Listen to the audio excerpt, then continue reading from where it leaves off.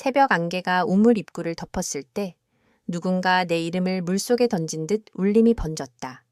그때 나는 알았다. 오늘의 물은 평소와 다를 것임을. 우리 마을은 산 두 개가 서로 어깨를 맞댄 골짜기에 붙어 있고 그 사이로 은빛 냇물이 한 줄기 길을 트고 흘렀다. 냇물 위에는 대나무 다리가 하나 놓여 있어 아이들은 매실을 따러 다닐 때마다 그 위에서 발목을 털었다. 다리 건너편 언덕에는 오래된 사찰, 연화사가 있었다. 사찰 마당을 가로지르면 잣나무 향기가 길게 깔리고 북쪽 끝자락에 둥근 돌로 둘러싼 우물이 있었다. 어른들은 그 우물을 용정이라 불렀다. 가뭄에도 마르지 않는 샘, 바람에도 탁해지지 않는 물, 그리고 젊은 처녀의 장래를 비춘다는 소문. 나는 한소연, 19. 우리 집은 장독대와 물풀의 나무가 그림자를 섞는 골목 끝의 작은 초가였다. 어머니 윤 씨는 바느질이 손에 익은 사람으로 남의 집 한복 소매를 꿰매다 밤을 새우곤 했다. 나는 푸른 쪽물로 천을 물들이는 일을 도왔다.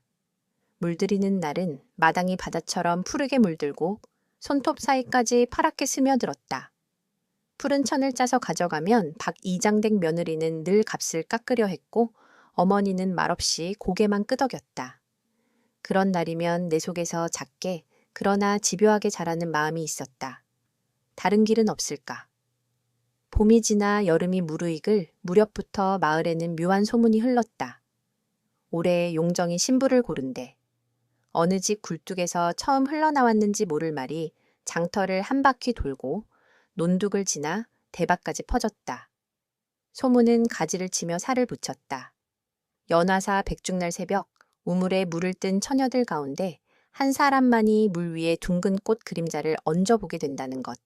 그 그림자가 얹힌 자는 첫눈 오기 전에 신부가 된다. 누구의 신부인지는 우물만 안다. 소연아, 백중 전에 우물물 좀 길어와. 어머니가 어느 저녁 바늘을 쥔 채 말하더니 내 눈치를 봤다. 그날 같이 가자. 혼자 두긴 싫다. 나는 대답을 못하고 손에 쥔 쪽빛 천을 접었다. 내 가슴 한켠엔 아직 아무에게도 말 못한 사람이 있었다. 도공의 도제 최도연. 그는 낮에는 사토리 들판 옆 감에서 흙을 빚고 밤이면 냇가로 내려와 흙먼지를 씻었다. 눈빛이 온화했고 말수가 적었다. 한 번은 내가 염색한 천을 널다가 비를 맞은 적이 있는데 그가 말없이 비가림을 쳐주었다. 그날 이후 냇가에서 마주치면 고개를 조금 더 깊게 숙였고 돌아서면 내 뒷덜미가 오래 뜨거웠다. 장미령은 내 또래였다. 방앗간 집 외동딸로 웬만한 일에는 고개를 높이 쳐들었다. 그녀는 가끔 내게 큰 소리로 웃으며 말을 걸었다. 소연, 너 우물 갈 거지? 모르겠어. 난 갈 거야. 우물은 결국 누군가를 고르는 법이니까. 내가 고르면 머지않아 이 마을을 떠날 수 있겠지. 떠나다니? 박 이장님 아들 은석이 한양에서 장사 배워왔대. 장터 사람들 말로는 올해 안에 장가든다더라. 우물이 도와주면 그 집 며느리 되는 거지. 그녀의 눈동자는 돌기둥을 타고 흐르는 물빛 같은 야망이 비쳤다. 나는 그 눈빛이 낯설었다. 누군가에게 선택받는다는 말이 왜 그렇게들 달콤할까? 백중이 사흘 앞으로 다가온 밤 나는 냇가로 갔다. 달은 얇고 물은 맑았다. 가마 쪽에서 희미한 불빛이 흔들렸다. 도연이 물가에 쪼그려 앉아 발목을 씻고 있었다. 소연 씨. 그의 목소리는 언제나 조용했지만 듣는 이를 불안하게 하지 않는 힘이 있었다. 백중날 우물물 뜨러 간다면서요. 소문이 빠르네. 마을이 다 말해요. 그는 잠시 물결을 바라보다가 작은 상자를 내게 내밀었다. 거칠고 따뜻한 손길. 도자 조각으로 만든 제비예요. 멀리 날아가는 모양이라고 해서 붙잡아 두는 게 아니라 길을 기억하는 새래요. 고마워요. 저 소연 씨. 가을 끝나면 나는 사천으로 가마 견습을 더 하러 가야 해요. 내년 봄엔 제대로 말씀드리러 오고 싶어요. 장정이라면 지켜야 할 말이 있다고. 아버지가 남긴 당부라서. 그는 단숨에 말하고 얼굴을 떨궜다. 내 속에서는 또 다른 소문이 드문드문 피어올랐다.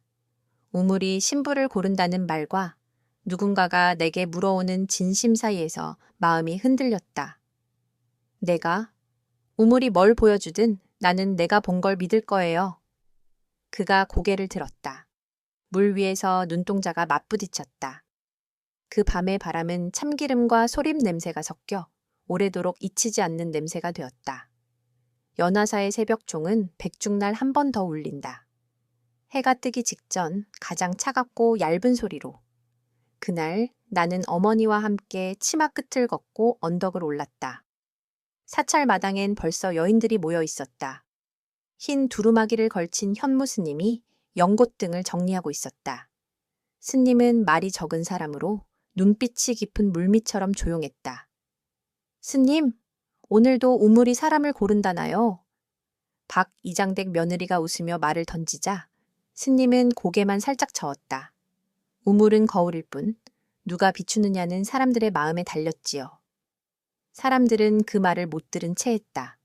새벽 안개의 살결이 팔목에 닿을 때마다 서늘함이 울듯 퍼졌다. 나는 물풀에 손잡이가 달린 두레박을 잡았다. 어머니의 손등이 떨리는 걸 느꼈다. 그 떨림은 걱정과 바람, 그리고 오래된 비밀의 흔들림처럼 느껴졌다. 내 차례가 왔다. 우물 가장자리는 오래 닳아 반들거렸다. 나는 두레박을 깊이 내려 물의 숨결을 천천히 느꼈다. 물이 팔뚝을 감싸 오르는 듯한 느낌이 들었다. 두레박이 차오르고 나는 줄을 당겼다. 물 표면이 마치 숨을 참고 있는 사람처럼 잠깐도 흔들리지 않았다. 그때 거짓말처럼 고요한 표면 위로 무엇인가 둥둥 떠오르기 시작했다. 연꽃집처럼 둥근, 그러나 꽃이 아닌 그림자. 내가 숨을 들이켰다. 물이 내 얼굴을 올려다보았다. 그 표면 위에서 나는 족두리를 쓴 신부였다. 귀고리에 작은 비취가 달려 물결 따라 흔들렸다. 그런데 내 뒤편, 내 어깨 너머에는 누군가의 그림자가 있었다. 남자의 어깨선, 그러나 얼굴은 흐릿했다. 선명한 건 한 가지, 턱선에 길게 내려앉은 상처의 자국. 나는 그 흉터를 한 번도 본 적이 없었다. 보았니? 장미령의 목소리가 등 뒤에서 달려왔다. 뭘 봤니, 소연아? 어머니의 속삭임은 기도처럼 가늘었다. 나는 대답하지 못했다.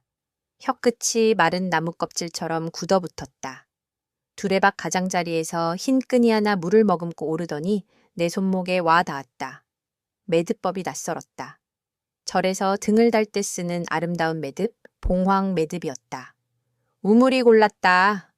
박 이장댁 며느리가 먼저 외쳤다. 사람들 사이에서 작은 환호와 탄식이 한꺼번에 터졌다. 장미령의 눈빛이 잠깐 흔들렸다가 금세 차갑게 굳었다. 언니, 축하해. 그녀의 말은 꽃집처럼 가벼웠으나 온기는 없었다.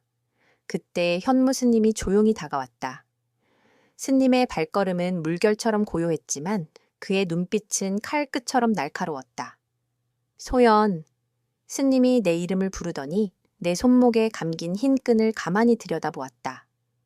이 매듭은 누군가가 오래전에 남긴 약속이네. 약속이라뇨? 어머니가 물었다.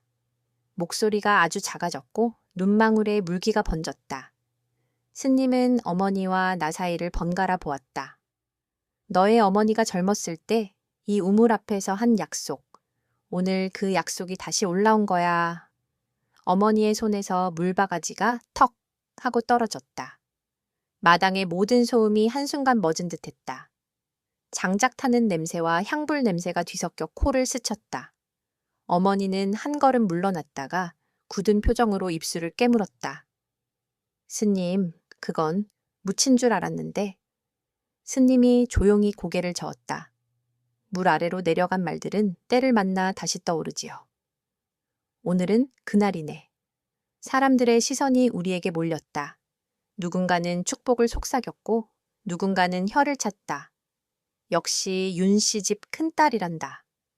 이장님 댁에서 데려가면 되겠네. 잡음 속에서 내 심장은 물 위에 등불처럼 흔들렸다. 나는 내 그림자 뒤에 서 있는 그 남자의 흉터를 다시 떠올렸다.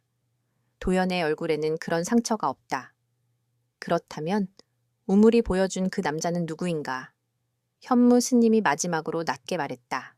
소연아, 오늘 밤 절 마당으로 오너라. 네가 본 얼굴의 주인을 알려줄 사람이 기다린다. 그리고 그 사람은 네 운명만이 아니라 네 어머니의 과거와도 얽혀 있다. 어머니가 내 손을 꽉 잡았다. 그 손이 떨렸고 나의 떨림이 그 떨림을 닮았다. 나는 두레박을 내려다보았다. 물 위에는 아직도 족두리를 쓴 나와 얼굴 없는 남자의 그림자가 나란히 떠 있었다. 그리고 아주 미세하게 내 이름이 아닌 다른 이름이 물결에 흘러들었다. 가령 그 이름은 어머니가 밤마다 무의식 중에 흘리던 잃어버린 누군가의 이름이었다. 그 순간 사찰의 종이 2번 울렸다. 첫 종은 아침을 알렸고 둘째 종은 오래 숨긴 비밀의 문을 열어젖혔다. 나는 숨을 들이켰다.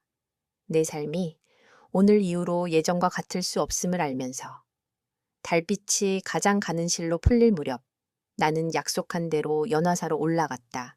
그리고 그 순간 깨달았다.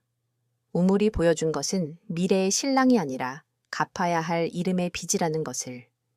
절 마당은 낮 동안의 열기가 가라앉아 소량만 선선히 돌았다. 법당 처마 끝에는 누렇게 마른 연등이 달려 있었고 바람이 스칠 때마다 오래된 종지 소리가 속삭임처럼 깨어났다.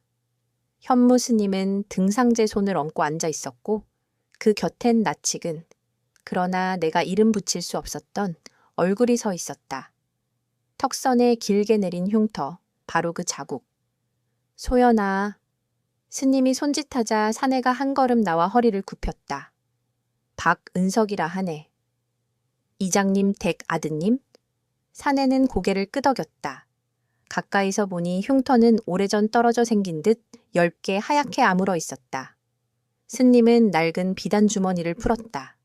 봉황 매듭으로 묶인 얇은 나무패 한 장이 나왔다. 매끈하게 다른 나무엔 먹으로 한 글자가 적혀 있었다. 가령 지아링. 어머니의 글씨야. 스님이 낮게 말했다. 19이던 내 어머니가 가뭄과 역병이 겹치던 해에 이 우물 앞에서 달아내린 혼약등의 이름이다.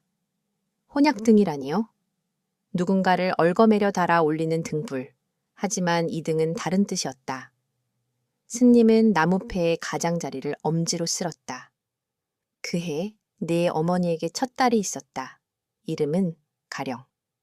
여름 끝 아이가 갑자기 열에 들떠 숨이 가빠오르자 어머니는 여기로 달려왔다. 아이의 숨이 멎자 어머니는 우물가에 무릎 꿇고 약속했다. 다음에 내게 아이가 온다면 그 아이의 숨을 우물이 지켜달라. 내가 살아 한평생 물을 나르고 첫 딸의 이름을 여기 새기리라. 그 약속의 표식이 이 봉황 매듭과 나무패다. 나는 손끝이 저려왔다. 내겐 언니가 있었구나. 나는 한 번도 들어본 적 없는 이름을 입안에서 천천히 굴렸다. 가령. 물 위를 스치던 그 이름의 뜨거움과 차가움이 동시에 되살아났다. 그럼 우물이 고른 건 신랑이 아니라 어머니의 약속? 스님은 고개를 끄덕였다. 사람들이 소문으로 달리 포장했을 뿐. 그때 은석이 입을 열었다. 목소리는 낮았지만 분명했다. 저도 우물과 빚이 있습니다. 어릴 적 장마 뒤에 우물 가장자리에서 미끄러져 턱을 찢었습니다. 그때 윤씨 어머님이 저를 끌어올려 살려주셨습니다. 아버지는 그 일을 우물의 덕이라 여겼고 훗날 은혜를 잊지 말라 하셨습니다. 은석은 내 눈을 곱게 보았다. 그러나 저는 장가를 억지로 들 생각이 없습니다. 나는 놀라 그를 보았다. 미련기가 있지요? 내가 말하자 그는 아주 잠깐 눈을 감았다가 떴다. 그렇습니다. 저희 둘은 장터 돌다리에서 오래전부터 마음을 나눴습니다. 아버지는 말을 듣지 않고 용정의 신부 소문을 등에 어버이를 밀어붙이려고 합니다. 오늘 밤 스님이 날 부른 것도 그 소문을 바로잡으려는 뜻이라 들었습니다. 스님이 내 쪽을 바라보았다. 그러니 오해를 풀자. 우물은 내 혼인을 정하지 않았다. 너에게 남겨진 건 숨을 지키라는 빚이다. 네가 누구의 아내가 되든 그 약속은 다른 모양으로도 갚을 수 있다. 나는 어렴풋이 알듯하면서도 여전히 멀게 느꼈다. 어머니의 잃은 아이, 가령. 물 아래 묻었던 약속이 왜 지금 떠올랐을까? 그리고 왜 내 뒤에 선 얼굴은 도연이 아닌 은석의 흉터였을까? 그때 절 입구에서 부랴부랴 뛰어오는 발소리가 났다. 장미령이었다. 흰 저고리 위에 연분홍 치마, 홍조가 오른 얼굴로 숨을 몰아쉬었다. 은석 씨, 여기 있었군요. 그녀의 시선이 곧장 나를 스치고 지나갔다. 소연 언니, 축하해. 우물이 언니를 불렀다지요? 내일 아침 이장님 댁에서 상견례를 한다더군요. 은석이 굳은 표정으로 고개를 저었다. 그건 소문일 뿐이요. 소문이 아니라 준비예요. 미령의 음성에는 억눌린 초조가 배어 있었다. 우리 집 방앗 간 사람들, 장정들까지 다 들었어요. 소연 언니가 오지 않으면 어제 밤 가마가 터진 일이 소연 언니와 도연 씨의 부정한 만남 때문이란 소리까지 돌릴 거라고. 가마가 터졌다고? 나는 숨이 막혔다. 미령이 나를 똑바로 보았다. 누군가 흙에 물을 과하게 부어 바람길을 막아놨대. 불이 역으로 올라가 도공 어르신이 손을 대었어. 사람들은 도연 씨를 탓해. 밤마다 냇가에서 누굴 만난다며 마음이 다른 데가 있으니 손이 헛갔다고. 숨이 가슴에서 덜컥 떨어졌다. 나는 스님을 돌아보았다. 스님의 눈빛이 순식간에 어두워졌다. 사람의 말이 물을 흐린다. 그러나 진짜 범인을 찾지 않으면 물은 더 탁해질 거야. 스님이 자리에서 일어섰다. 은석, 미령. 둘은 마을로 내려가서 오늘 밤 들리는 입들을 잠시라도 붙잡아라. 소연은 어머니께 먼저 가거라. 집으로 내려오는 길, 대밭이 밤바람에 천천히 울었다. 발밑에 부러진 대가지를 밟을 때마다 탁탁 소리가 들렸다. 어머니는 마루 끝에 무릎을 꿇고 앉아 있었다. 촛불 아래 어머니의 손등에 잔 떨림이 있었다. 어머니, 가마가 터졌대요. 사람들이 도연 오라버니를 의심해요. 어머니가 입술을 깨물더니 천천히 마음속에 묻은 돌을 꺼내듯 말을 꺼냈다. 소연아, 그 이름을 들었구나. 가령. 나는 고개를 끄덕였다. 나는 그 아이의 죽음 이후로 네가 숨 쉬는 소리만 들어도 겁이 났다. 그래서 우물에 약속을 묻었다. 첫 딸의 숨을 지키겠다는 다짐이었지. 그런데 사람들은 그것을로 신부를 고른다는 괴이한 말로 바꿔버렸다. 박 이장은 그 말을 이용해. 은석이는 착한 아이인데 아버지 앞에서는 여느 아들들처럼 작아지지. 어머니는 깊게 숨을 들이켰다. 그리고 또 하나, 너도 알아야 한다. 너의 아버지는 장정으로 떠난 뒤 소식이 끊겼다. 나를 살려준 사람이 있었다. 장마밤 우물가에서 미끄러진 나를 어깨로 받쳐 일으켜준 그가 아이를 잃은 뒤 내 곁을 잠시 지켰다. 흉터가 턱 아래로 길게 내려앉은 사내였지. 박 이장 집안 사람의 먼 친척이라 들었어. 나는 그와 혼약을 맺지 않았다. 다만 내 아이의 이름을 우물에 맡기고 떠나보냈을 뿐이다. 그 말에 나는 온몸이 서늘해졌다.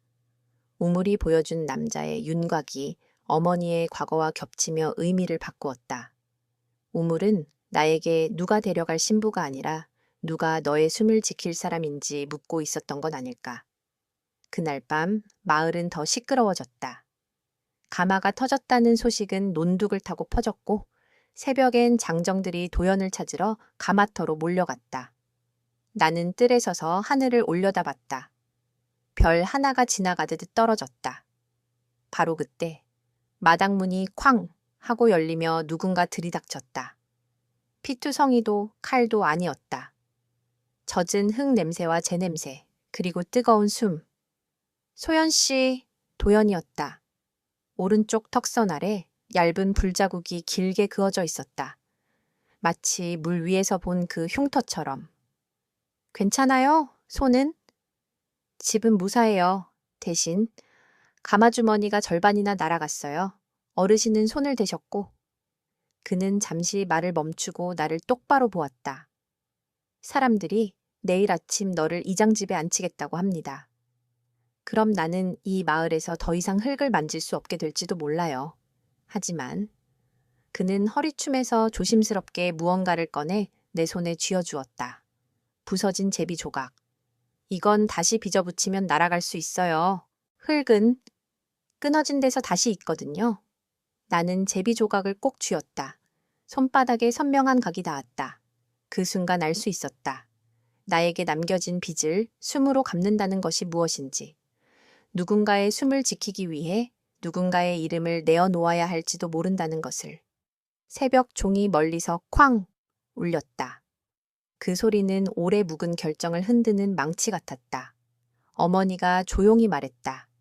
소연아, 내일 아침 사람들 앞에서 너의 이름으로 너의 숨을 지켜라. 누구의 며느리가 되든 약속을 오해로 묶어두는 일은 끝내야 한다. 나는 고개를 끄덕였다. 하지만 어머니, 만약 제가 제 이름으로 물을 마시지 않으면 그때는 내가 마시마.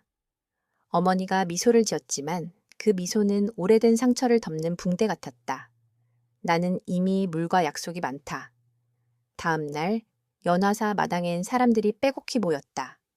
박 이장은 고운 비단도포를 걸쳤고 미령은 창백했으며 은석은 굳은 얼굴로 아버지 곁에 섰다. 현무 스님은 맑은 물을 사발에 떠 와 가운데 놓았다. 오늘 우물의 소문을 사람의 말로 되돌려 놓겠습니다. 스님의 목소리가 울렸다. 이 물은 혼인을 정하는 물이 아니라 숨을 맑히는 물.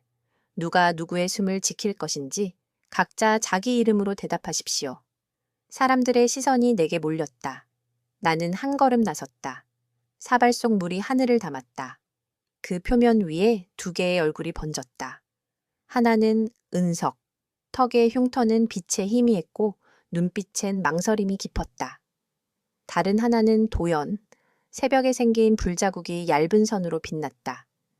그리고 그 둘의 뒤편 아주 먼 데서 가령이라는 글씨가 다시 한번 흐릿하게 스쳐갔다. 나는 사발을 들어 올렸다. 목구멍이 뜨거워졌다. 나는 그 순간 마당 끝에서 누군가가 외쳤다. 범인을 잡았다. 사람들이 돌아보는 사이 두 사람이 팔을 비틀려 끌려왔다. 반각간 머슴과 장터의 잡상인 하나. 그들의 손에서 젖은 재주머니가 뚝뚝 떨어졌다. 이들이 가마의 바람길을 막았습니다. 누가 시켰느냐 묻자. 머슴의 입에서 떨리는 소리가 새어나왔다. 미령아 씨가, 아니, 이장님이 우물의 신부 소문을 진짜로 만들려면 도공을 마을에서 떼어내라 하셨습니다. 마당이 웅성거림으로 파도쳤다. 모든 시선이 박 이장과 미령으로 날아갔다. 미령의 얼굴이 순식간에 굳었다가 하얗게 질렸다. 은석의 얼굴에서 피가 가셨다. 그는 아버지를 향해 믿을 수 없다는 듯 고개를 저었다. 나는 사발을 든 채 얼어붙었다. 이제 이름은 더 무거워졌다. 사랑과 빛, 숨과 소문, 그리고 선택. 사발 위의 물결이 아주 얇게 떨렸다. 나는 입술을 열었다.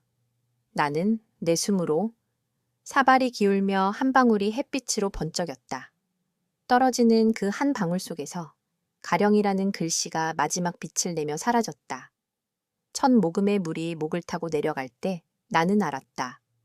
이 의식이 묻고 있는 건 누구의 아내가 아니라 누구의 숨이라는 것을. 사발을 든 내 손이 아주 조금 떨렸다. 마당은 장작 냄새와 땀 냄새, 향불의 단내가 뒤섞여 술렁거렸다. 반각간 머슴과 잡상인이 끌려와 무릎을 꿇은 채 고개를 들지 못했다. 박 이장은 도포 끄트머리를 더 세게 움켜쥐었고 은석은 그 옆에서 주먹을 꽉 쥐었다. 미령의 입술은 바늘 자국처럼 말라 있었다. 현무 스님이 먼저 입을 열었다. 물은 맑히는 것이지 얽는 것이 아닙니다. 오늘 말을 물로 되돌립시다. 스님은 잡상인의 손에서 떨어지는 젖은 재주머니를 들여다보았다. 누가 시켰지요? 잡상인이 떨리는 목으로 말했다. 이장님이 더는 도공의 흙냄새가 마을을 홀리지 않도록 하라고. 그럼 우물의 신부 이야기가 사람들 입에 확실해질 거라고.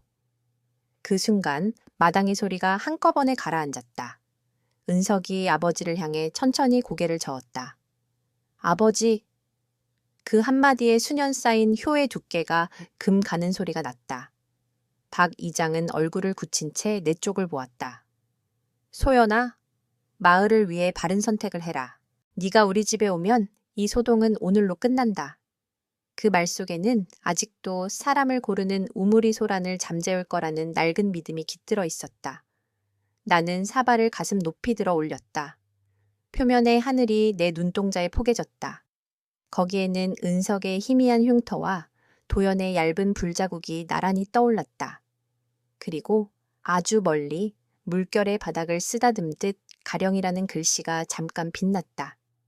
나는 숨을 고르고 말했다. 내 숨으로 가령의 이름을 지키겠습니다. 사람들이 웅성거렸다. 죽은 아이의 이름을? 숨을 어떻게 지킨다는 말이지? 나는 계속 말했다. 어머니가 잃은 첫 딸의 이름, 물에 맡겨 잊으려 했던 그 이름을 더는 소문에 헷갈리게 두지 않겠습니다. 내가 어머니와 함께 그 이름의 숨을 지키겠습니다.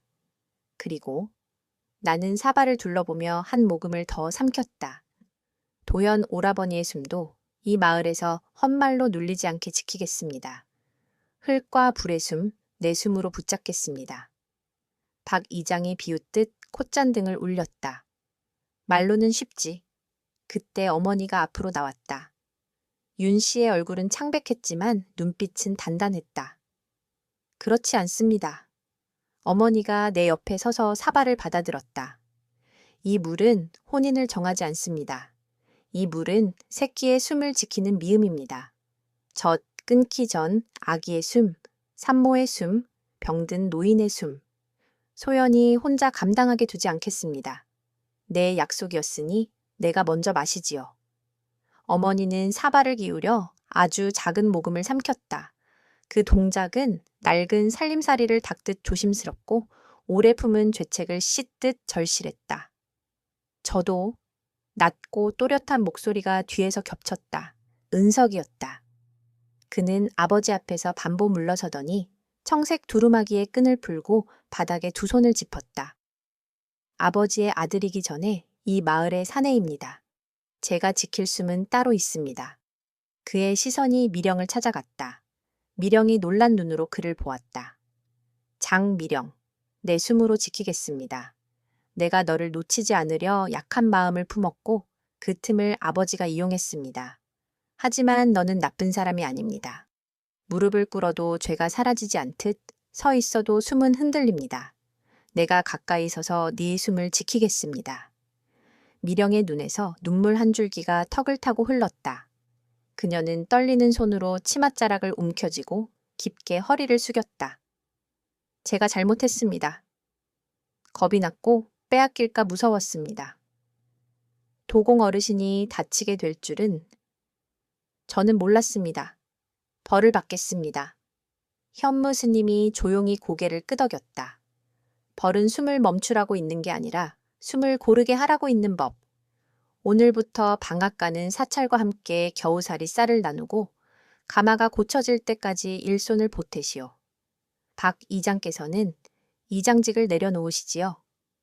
박 이장은 한동안 미동도 없다가 마치 등에 매달린 수년의 체면을 떼어내듯 천천히 무릎을 꿇었다. 움푹 패인 무릎의 자국이 흙바닥에 선명히 남았다. 그 순간 서쪽 하늘에 먹장구름이 모여들기 시작했다. 한여름인데도 들바람이 싸늘했다. 사람들은 고개를 치켜들었다. 비가 오려나. 가뭄이 길었는데 스님이 미소를 지었다. 말이 물에 닿으면 하늘이 듣기도 하네. 첫 방울이 사발의 가장자리로 떨어졌다.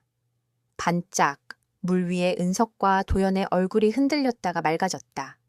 나는 그 흔들림 사이에서 깨달았다. 우물이 보여준 흉터 달린 남자는 한 사람이 아니라 숨을 위해 상처를 감수할 사람의 그림자였다는 것을. 아이 때 우물가에서 턱을 찢고 살아난 은석도, 가마를 지키다 턱을 대인 도연도 둘 다 물이 비춘 자격이었다. 도연, 내가 불렀다. 사람들 사이에서 도연이 앞으로 나왔다. 그의 턱에 불자국이 가는 은색 비늘처럼 빛났다. 나는 오늘 여기서 혼인을 정하지 않겠습니다. 대신 약속을 정하겠습니다. 사람들이 다시 술렁였다. 나는 한 글자 또렷이 말했다. 가을이 지나면 당신은 사천으로 가마를 배우러 떠나세요. 나는 연화새 남아 숨지기가 되겠습니다. 아이를 받는 산파 할매 곁에서 허리띠를 동여매고 겨울 밤마다 불을 지키며 숨이 얕아지는 이들의 곁을 지키겠습니다. 첫눈 오는 날, 우리를 가르고 묵던 소문이 멈추는 그날, 우물 앞에서 다시 만나 물 한 사발을 나눕시다. 그때도 내 마음이 지금과 같다면 나는 당신의 곁으로 가겠습니다. 도연의 눈동자가 깊게 흔들렸다가 천천히 맑아졌다. 그는 허리를 굽혔다. 흙은 끊어진 자리에서 더 단단해진다 했습니다. 기다리겠습니다. 비가 본격적으로 쏟아졌다. 연등 불빛이 하나둘 꺼졌다가 빗줄기에 씻기며 다시 고요를 되찾았다. 사람들은 어깨를 좁혔고 아이들은 빗방울을 손으로 받아 입에 털어 넣으며 웃었다. 어머니가 내 손을 꼭 잡았다. 잘했다, 소연아. 그 손은 젖었지만 따뜻했다. 마당 구석에서 울던 개가 비를 맞으며 꼬리를 쳤다. 나는 사발을 빗물로 헹구어 우물가에 다시 올려두었다.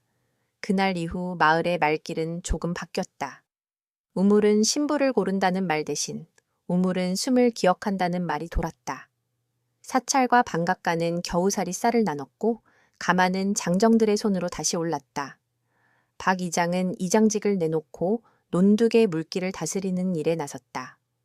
은석과 미령은 깃발도 북도 없이 조용히 혼례를 올렸다. 그들은 장터 돌다리 아래서 마주선 채 서로의 숨결을 맞추는 법을 배웠다. 나는 연화새서 산파 할매와 함께 겨울 준비를 했다.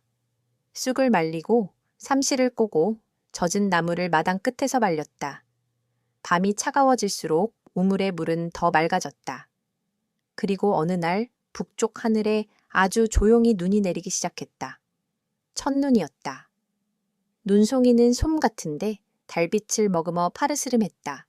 나는 겉저고리에 솜을 덧대고 우물 앞으로 갔다. 숨을 내쉴 때마다 하얀 김이 피어올랐다. 그 김이 마치 오래전 잃은 이름의 한숨 같아서 나는 부드럽게 그 김을 손바닥으로 받았다. 도연이 언덕길을 따라 내려왔다. 발자국은 눈 위에 두 줄로 또렷이 박혔다. 그는 멈춰 서서 웃었다. 약속을 지키러 왔습니다. 나는 사발을 들어 우물물을 떴다. 겨울물은 여름과 달라 맑음 속에 약한 단맛이 있었다. 우리는 사발을 사이에 두고 마주 앉았다. 먼 길은 내가 말했다. 먼 길대로 두고. 숨은 여기서부터. 그는 고개를 끄덕였다. 흙도 여기서부터. 그때 현무 스님이 조용히 다가와 우물 테두리에 손을 얹었다. 이 물은 오늘 너희 둘의 혼인을 정하지 않는다. 대신 너희가 각자의 숨을 어떻게 나눌지 지켜본다. 나는 웃었다. 알아요. 스님이 나에게 작은 비단 주머니를 내밀었다. 봉황 매듭으로 묶인 오래된 나무패. 지아링. 이건 너의 어머니가 맡겼던 이름이니 이제 네가 돌려받아라. 이름은 사라지지 않는다. 다만 다른 숨으로 옮겨 앉을 뿐. 나는 나무패를 가만히 품에 넣었다. 그 순간 못다한 슬픔이 아니라 오래 지연된 안도가 가슴에 퍼졌다. 첫눈이 우물물 위에 한 알, 두 알 떨어졌다. 표면에 퍼지는 잔물결 속에서 나는 아주 잠깐 그림자 하나를 보았다. 작은 손, 그리고 여린 숨. 이름을 부르는 소리는 아니었다. 다만 내가 부르지 않아도 함께 있을 것 같은 기척. 가령. 나는 아주 조용히 속삭였다. 잘 있어. 물은 대답 대신 더 맑아졌다. 그날 밤 마을은 이렇다 할 축제도 없이 조용히 눈길을 닦았다. 감에서는 약한 불이 살아났고 반각간에서는 따뜻한 떡 냄새가 났다. 집집마다 연기가 곱게 올랐다. 나는 어머니와 마주 앉아 따뜻한 숭늉을 마셨다. 어머니는 내 손등을 어루만졌다. 숨을 지키겠다고 말한 네가 결국 내 숨을 얻었구나. 나는 고개를 끄덕였다. 그리고 뒤돌아보지 않기. 어머니가 웃었다. 응, 뒤돌아보지 말자. 다만 때로는 우물에 비친 얼굴만큼은 가끔 돌아보고. 바깥에서 도연이 문간처마에 눈을 털었다. 눈송이가 허공에서 하얀 숨처럼 부서졌다. 나는 문틈으로 그의 옆 얼굴을 잠깐 보았다. 턱의 얇은 자국은 이제 상처가 아니라 지키겠다는 약속의 선처럼 보였다. 그리고 그 밤, 우물은 아무도 고르지 않았다. 대신 우리 모두의 숨을 아주 천천히 길게 맑게 비추었다.